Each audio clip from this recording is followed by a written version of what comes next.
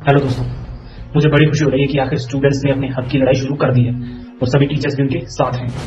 लेकिन एक बात की गारंटी आपने इससे रिलेटेड कोई भी न्यूज़ किसी न्यूज़ चैनल पर नहीं सुनी होगी, एक दो न्यूज़ चैनल को छोड़कर, जिन्हें बेसिकली कहा जाता है देशद्रोही न्यूज़ चैनल। ये सच्चाई है।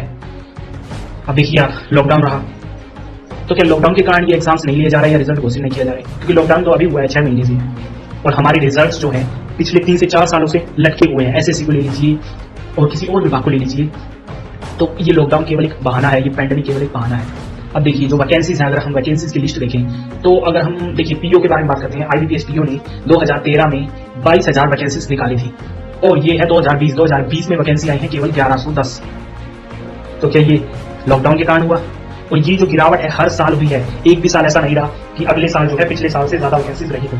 तो ये गिरावट किस कारण से हो रही है? एसएससी की वैकेंसीज ले लीजिए आप, 2013 में वैकेंसीज आई थी 17,000 और इस बार आई है 8,000, वो भी पूरी नहीं है। तो ये गिरावट किस कारण हुई है? आप किसी भी न्यूज चैनल को ले लीजिए, कोई स्टूडेंट्स के हक की बात नहीं कर रहा, और स्टूडेंट्स के हक की बात छोड़िए, किसी के भी हक की बात नहीं हो रही है, किसी भी मुद्दे को लेकर बात नहीं हो रही है। मुद्दे वो बनाए जा रहे हैं जो मीडिया हाउसेस के जो मालिक हैं वो तय करते हैं, या फिर जो बड़े रैंकर हैं वो तय करते हैं। और वो किस आधार पर मुद्दे तय करते हैं? वो करते हैं कितनी उन्हें पेमेंट की गई है सरकारों के द्वारा। अब आप देखिए, सरकार लॉकडाउन के कारण जो है एग्जाम लेट कर रही है, या फिर नहीं ले रही, या फिर रिजल्ट्स घोषित नहीं कर रही। लेकिन आप देखिए, आप कुछ महीने बाद ही बिहार में चुनाव है, तो जो रैलियां की जाती हैं चुनावों में, उसके लिए इजाजत दे दी जाएगी अगले महीने से। तो क्या ये सही है?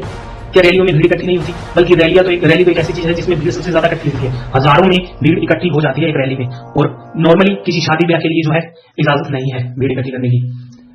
तो ये किस लिए किया जा रहा है? क्या आप समझ सकते हैं इस बात को? अब हम बात करते हैं न्यूज चैनल्स की। न्यूज चैनल्स हैं, आप देखिए किसी भी न्यूज चैनल को उठाकर देख लीजिए आप रिपब्लिक टीवी को देख लीजिए, न्यूज 18 इंडिया को देख लीजिए, एबीपी न्यूज को देख लीजिए, आज तक को देख लीजिए, किसी भी न्यूज चैनल को देख लीजिए, आपको 90% डिबेट्स या तो चीन से रिलेटेड मिलेंगी, या पाकिस्तान से रिलेटेड मिलेंगी, या फिर सरकारों की गुणगान से रिलेटेड मिलेंगी, या फिर किसी और दक्षिण कोरिया के कौन है वो किम जोंग उनसे रिलेटेड मिलेगी। आपको कोई भी न्यूज नहीं मिलेगी स्टूडेंट से रिलेटेड। अब आप रिपब्लिक टीवी को लीजिए, जो अर्नब गोस्वामी है वो चिल्लाते रहते हैं कि पूछता है भारत, लेकिन क्या वास्तव में वो भारत की बात करते हैं, भारत के लोगों की बात करते हैं? कभी नहीं। वो केवल एक मुद्दा पकड़ते हैं जो उन्हें सूट करता है, और उस पर ही डिबेट्स, दिन में 10-10 डिबेट्स उसी मुद्दे पर लेकर हो जाती हैं। उनके जो गिने चुने पैनलिस्ट हैं उनको बुला लिया जाता है और हाँ में हाँ भरवाई जाती है। ज्यादातर तो वो पैनलिस्ट को बोलने नहीं देते, वो खुद ही चीखने में बहुत माहिर है। लेकिन क्या वो कभी भारत की बात करते हैं? अभी कल की ही बात ले लीजिए, ये मुद्दा पूरे दिन चला, जो एसएससी का रिजल्ट है घोषित करने की जो मांग है और स्टूडेंट्स का जो गुस्सा है, पूरे देश ने पूरे दिन देखा, लेकिन जो भी नहीं की गई उस चैनल के द्वारा या किसी भी चैनल के द्वारा। एक आध चैनल जैसे एनडीटीवी को छोड़ दीजिए, जिसे कि आज के समय में देशद्रोही का दर्जा दिया जाता है, क्योंकि वो किसी के हक की बात कर रहे हैं। और ये चलन चल रहा है आजकल देश में। अगर कोई किसी के सरकार के खिलाफ कोई आवाज उठा रहा है किसी हक में, तो वो देशद्रोही है। उसको कहा जाता है कि वो देश के खिलाफ आवाज उठा रहा है क्योंकि वो देश की नेगेटिव तस्वीर दिखा रहा है। तो जर्नलिस्ट का और काम क्या होता है? जर्नलिस्ट का काम यही होता है कि जितना हो सके कमियां दिखाई जाए, सबके सामने लाई जाए, ताकि उनमें सुधार किया जा सके। और आज के समय में अगर कमियां दिखाई जाती हैं तो कहा जाता है ये देशद्रोही है, ये सरकार की कमियां दिखा रहा है।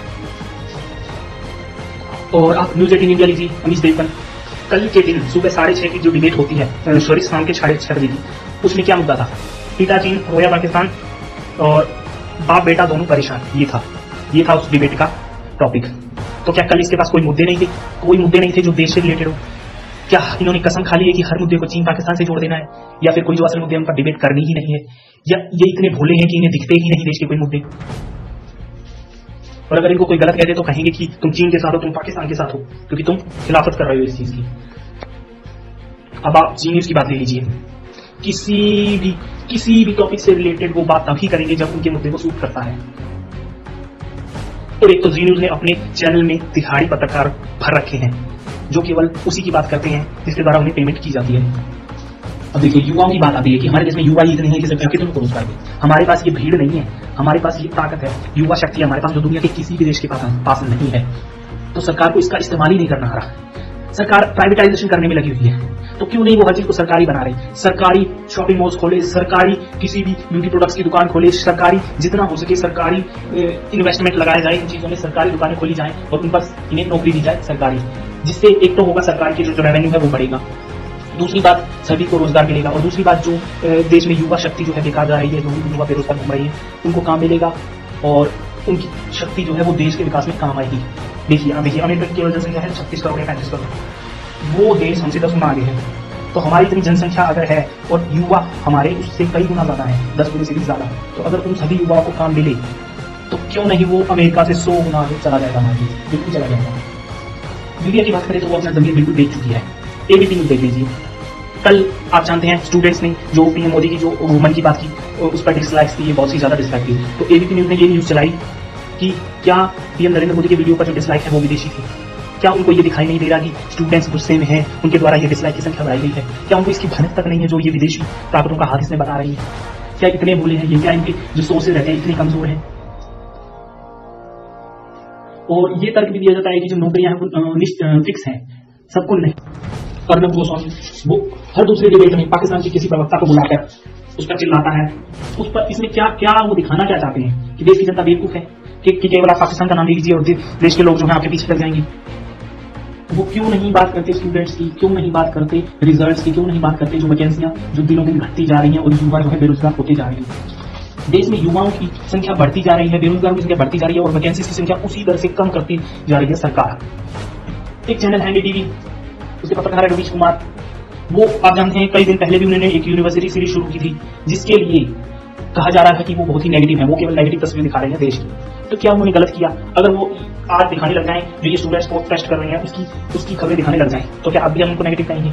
और दुख तो मुझे तब होता है जब उसकी जो कमेंट सेक्शन है उसमें देखता हूँ मैं ज्यादातर युवा जो है इस तरह के कमेंट करते हैं कि वो नेगेटिव है। तो क्या नेगेटिव होना कोई गलत बात है? नेगेटिव ही होना चाहिए जर्नलिस्ट को उसको जितना उसके अंदर से देश के कोनों कोनों से घूमकर कमियां निकालनी चाहिए ताकि सरकार पर उनका ध्यान जा सके। और आप देख लीजिए फॉर्म्स हैं जो भरवा लिए जाते हैं। पिछली बात देख लीजिए 2019 में रेलवे का फॉर्म भरवाया गया, एनटीपीसी का, ग्रुप डी का फॉर्म भरवा लिया गया ठीक चुनाव से पहले। और आप जानते हैं क्यों किया गया? क्योंकि उन्हें चुनावों के लिए रेवेन्यू चाहिए था। आप हिसाब लगा लीजिए 3 करोड़ से ज्यादा फॉर्म भरे गए हैं रेलवे में। 3 करोड़ चलिए 3 करोड़ मानकर चलते हैं और हर एक बच्चे से लिया गया 600 रुपए का, 600 रुपए फॉर्म की फीस ली गई। तो इसका हमारा रेवेन्यू बनता है 18,000 करोड़। केवल स्टूडेंट्स की जो फॉर्म भरे गए उसका रेवेन्यू था 18,000 करोड़। तो ये क्या कोई छोटी रकम है?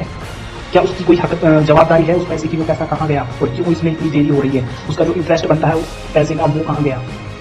तो क्या हम केवल देखते ही रहेंगे? तो क्या ये जो न्यूज चैनल है ये हमें बेवकूफ बनाने पर तुले हुए हैं हम बेवकूफ बनते रहेंगे? कोई भी एक मुद्दा आ जाता है तो उस पर की डिबेट, हर चैनल की डिबेट उसी पर शुरू हो जाती है। और केवल एक डिबेट नहीं, कई 10-15 दिनों तक उसी मुद्दे पर डिबेट चलती रहती है। अब ये राम मंदिर का मुद्दा आया था, डिबेट चलती रही। चलिए बढ़िया बात है, राम मंदिर बन रहा है, अच्छी बात है, बहुत खुशी की बात है। लेकिन क्या इसकी आड़ में कोई भी मुद्दा है उसको दबा दिया जाएगा? हमारे पीएम जो है मोरों को दाना चुकाते हैं और उसकी फोटो शेयर करते हैं। तो क्या इस समय में जबकि पैंडेमिक का दौर है तो ऊपर से अर्थव्यवस्था इतनी गिर चुकी है, -23.9 पर अर्थव्यवस्था हमारी जा चुकी है, क्या ये समय है कि पीएम नरेंद्र मोदी अपने पोज देते फिर अपनी फोटो खिंचवाते रहे? और हमारे ही युवा जो हैं उनकी जो ये तस्वीरें उनको शेयर करते हैं वो बड़ा खुश होते हैं। तो क्या वो हमारे सेवक हैं या फिर क्या वो हमारे भगवान है? क्या कि हम उनकी तस्वीरें शेयर करते फिरेंगे? क्या हमें कोई उनसे सवाल पूछना नहीं चाहिए? तो अब जब ये आंदोलन छिड़ ही चुका है तो मैं चाहता हूं कि आप जो है कोई भी इससे संबंधित कोई भी वीडियो है ज्यादा से ज्यादा लोगों तक शेयर करें। किसी भी टीचर ने कोई स्पीच दी है इस बारे में उसको ज्यादा से ज्यादा शेयर करें और अपने जितने भी साथी हैं उसको जगाएं। और इस वीडियो को भी आप सब्सक्राइब चैनल करें या ना करें लेकिन इस वीडियो को शेयर जरूर करें ताकि ज्यादा से ज्यादा हमारे साथियों तक ये बात पहुंच सके। और आप भी अपनी तरफ से जितना हो सके इस बारे में वीडियो बनाइए, स्पीच बनाइए, कुछ भी बनाइए, ज्यादा से ज्यादा लोगों को प्रोत्साहित करिए। और आप ये ट्विटर पर एक कैंपेन चलाएंगे, आप ये हैशटैग चलाएंगे बॉयकॉट मीडिया, बल्कि आप चलाइए बॉयकॉट मोदी मीडिया और बॉयकॉट गवर्नमेंट और SSC result declare, stop privatisation. इस तरह की जो भी आपको ट्वीट में कुछ भी लिखने की जरूरत नहीं है, आपके लिए हैशटैग लिखकर ट्वीट कर दीजिए, hashtag boycott government, hashtag boycott media, hashtag increase vacancies, क्योंकि ये सबसे बड़ा मुद्दा है। आप रिजल्ट घोषित कर देंगे और वैकेंसी आप बिल्कुल कम कर देंगे, उसका कोई मतलब नहीं बनता।